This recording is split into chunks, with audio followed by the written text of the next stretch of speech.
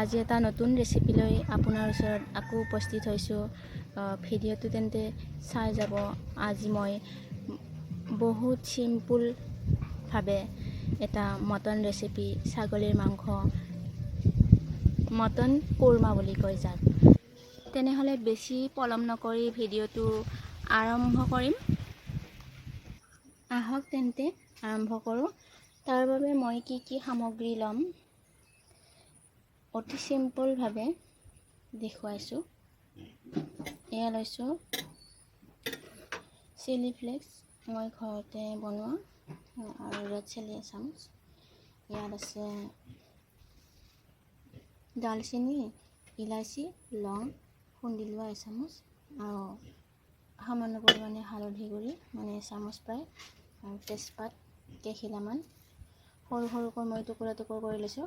ইচ্ছা কৰিলে আপুনি এই তেজপাতখিনি মিহিকৈ গ্ৰাইণ্ড কৰি ল'ব পাৰে, আৰু মোৰ হিচাপত আপুনি নল'বও পাৰে। মই লৈছোঁ কি এইটো কাৰিপাতা, নৰসিংহৰ পাত, আৰু ইয়াত জিৰা এচামুচ তো লগতে লৈছোঁ মই, আৰু সোৱাদ অনুসাৰে নিমখ, আৰু মেইন ইনগ্ৰিডিয়েণ্টছখিনি হৈছে পিঁয়াজ। মই পিঁয়াজ এবাতি লৈছোঁ ইয়াত।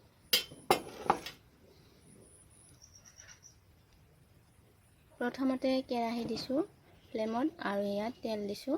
পিঁয়াজখিনি গল্ডেন ব্ৰাউন হোৱালৈ ফ্ৰাই কৰি ল'ম। মটন কোৰমা বনাবলৈ তেল অলপ বেছিয়ে লাগে। মই এইখিনি তেলত পিঁয়াজ ফ্ৰাই কৰিম, আৰু পিঁয়াজ ইনগ্ৰিডিয়েণ্টছ খুব প্ৰয়োজনীয় হয় মটন কোৰমাত। আৰু মেইন কথাটো হ'লে মটন মই লৈছোঁ এয়া, এইখিনি প্ৰায় 300 গ্ৰাম আছে। লগতে মই মটনখিনি ভালকৈ বইল কৰি লৈছোঁ, অলৰেডি বইল কৰি হালধি সানিও লৈছোঁ। ইয়াত মই দিম পিঁয়াজ,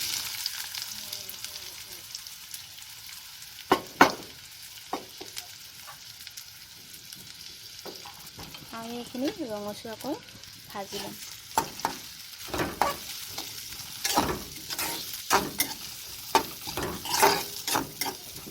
ইয়াৰে মই হাফ পিঁয়াজ খুন্দি গুড়া কৰি ল'ম মিহিকৈ। মই পটাত পিচিম, গ্ৰাইণ্ডাৰ যিহেতু ঘৰত নাই।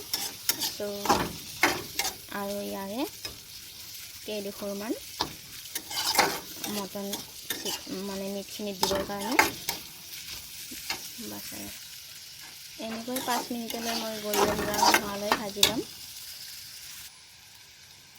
পিঁয়াজ ভজাখিনি হৈ গ'ল। মই ইয়াতকৈ আৰু বেছি ভাজি নাথাকোঁ। বেছিকৈ ভাজিলে, বেছি পোৰা গ'লে মানে মটন কোৰমা খাবলৈ তিতিকি ভাৱ আহে। চ' মই ইমানতে ৰাখি দিম। এইখিনি এটা প্লেটত উঠাই ল'ম। আৰু এই তেলখিনিত আৰু অকণমান পিঁয়াজ ৰাখিছোঁ, এই পিঁয়াজখিনিতে মই মাংসখিনি দি দিম। এয়া মিটখিনি হাফ কুক হৈছে ইতিমধ্যে।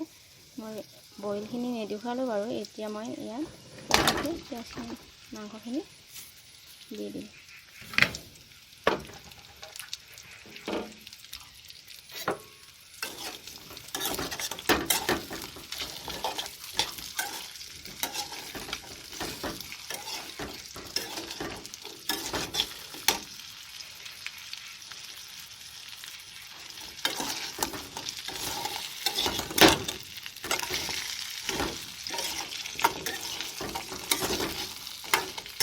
এনেকৈ মাংসখিনি 1 মিনিটৰ কাৰণে হাই ফ্লেমত ভাজি ল'ম। আৰু ইয়াতে এটা কথা কওঁ, মটন কোৰমাত দৈ ব্যৱহাৰ কৰে, কিন্তু মই দৈ নিদিয়াকৈ অতি মোৰ চিম্পুল তৰিকা, মতলব মই সহজ সৰল পদ্ধতিৰে মই বনাই দেখুৱাম।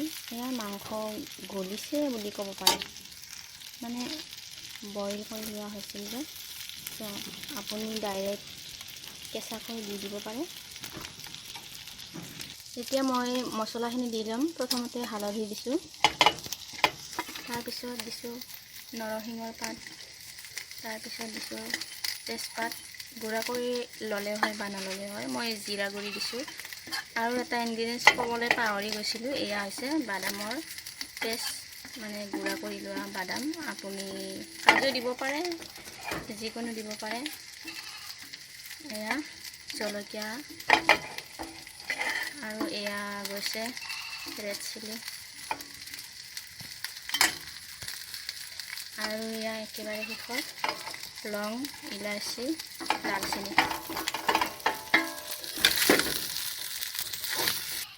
আৰু এয়া দিছোঁ গুড়ি কৰি লোৱা পিঁয়াজ, ভাজি লৈছিলোঁ যে এই পিঁয়াজখিনি দি দিছোঁ। লগতে ইয়াত দিম পানী।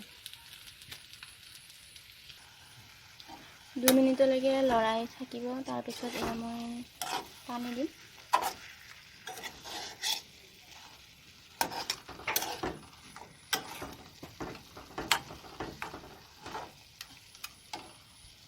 পানী এড কৰিম মই এতিয়া।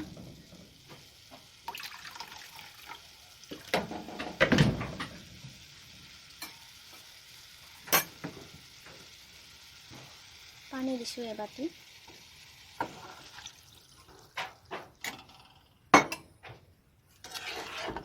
আৰু কম ল' ফ্লেমত মই এইখিনি ধুনীয়াকৈ মছলাখিনি এডজষ্ট হোৱালৈকে, মাংসখিনি আৰু অকণমান সিজালৈকে গুড়া কৰি। একচুৱেলি এই ৰেচিপিটো কুকাৰত বনাব পাৰে,